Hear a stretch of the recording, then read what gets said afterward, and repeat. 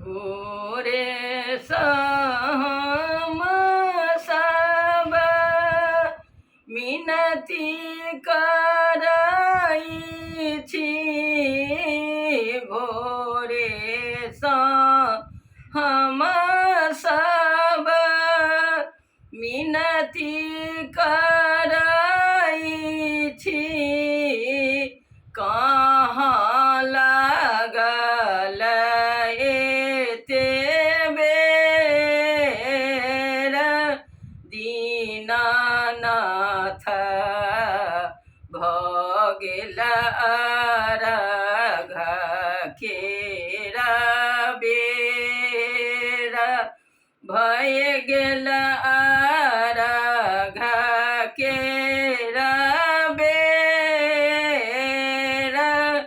दीनानाथ भय गेल अरघ केर बेर बाटहि भेटि गेल कोढ़िया पुरुष एक बाटहि भेटि गेल कोढ़िया पुरुष एक कोढ़िया के काया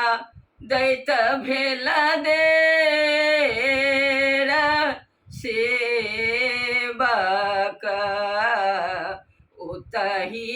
लागल एते देर भय गेल अरघ केर बेर दीनानाथ कत लागल एते देर बाटहि भेटि गेल अनरा पुरुष एक बाटहि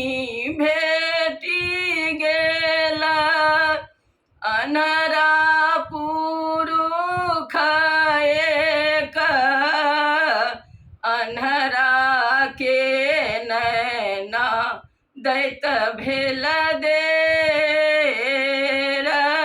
सेवक ओतहि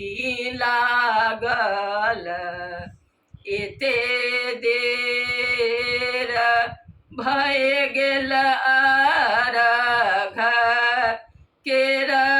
बेर दीनानाथ कहाँ लागल एते देर बाटहि भेटि गेल